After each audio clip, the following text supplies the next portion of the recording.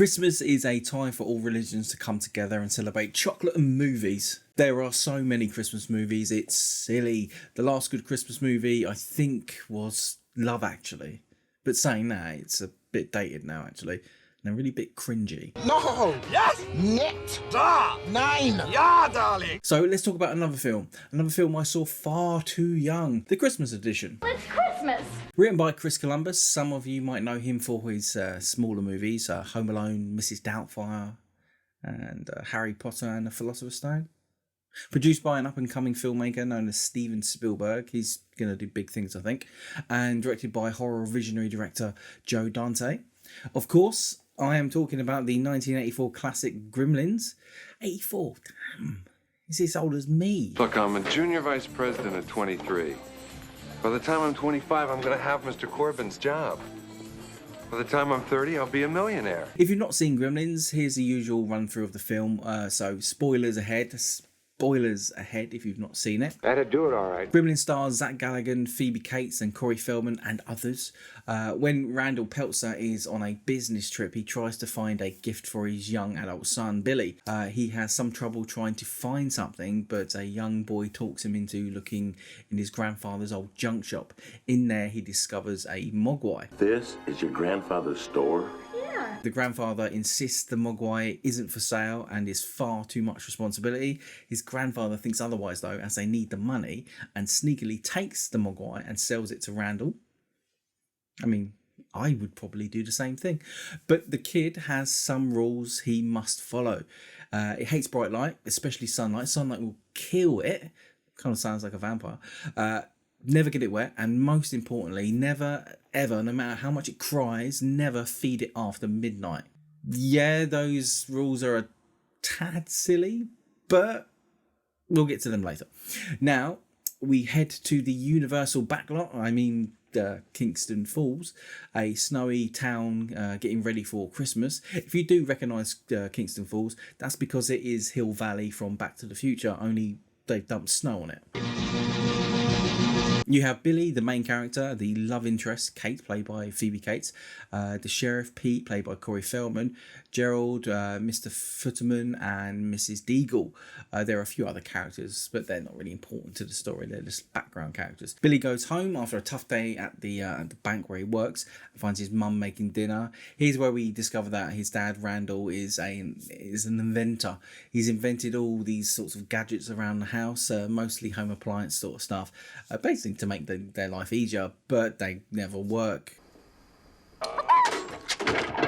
Randall comes home from his trip and has the gift for Billy, but he has to open it now.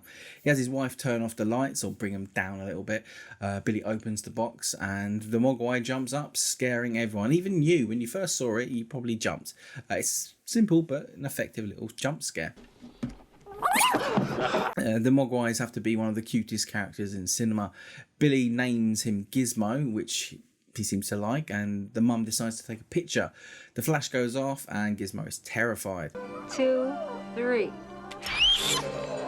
No. What happened? This is where Randall tells them about the rules. There's no explanation why the rules are there, but with the flash we see that Gizmo doesn't like bright lights. So now we have Gizmo and Mogwai in Kingston Falls over Christmas. What could possibly go wrong? If you're enjoying this little talk about Gremlins, why not like and subscribe? The next day, Pete comes by to deliver their Christmas tree. He's dressed as a Christmas tree, odd thing. Billy lets him meet Gizmo, and then there's an accident with water. Water spills on Gizmo, and this is bad. No, he doesn't die, he multiplies.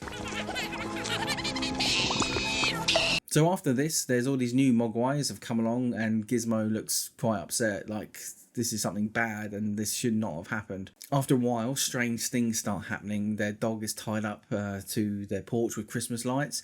Also, Gizmo seems a bit off and other things just seem odd. Gizmo started to speak a little bit of English as well. Did you know that Harry Mandel from America's Got Talent is the original voice of Gizmo?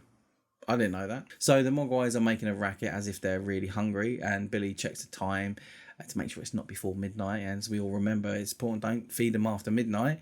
He checks and it's okay and goes and gets them some chicken. And they act like they've never had food ever and just devour it. Gizmo doesn't want any. The next day, Billy wakes to find gross-looking pods all over his bedroom. Each one of the Mogwais has its own pod. Gizmo does not look pleased at all about any of this. Like, he looks very angry. Without spoiling the whole movie, you'll have to go and watch this Christmas classic yourself and come back and write in the comment section your favourite part. Having fun? Pretty neat, huh? I think I saw Gremlins when I was about 8. Here in the UK, the home release is rated 15, which is odd as it's a 12 when they put it in the cinema, and it's mostly in the cinema most Christmases here. It's a great family movie with some scares, but a big but. There is a part where Kate talks about her father. You might want to skip over if you've got young ones watching it. Maybe that is why it's a 15 here. They don't want, kids to find out certain things. Now I have another reason to hate Christmas. Okay, what are you talking about? The worst thing that ever happened to me was on Christmas.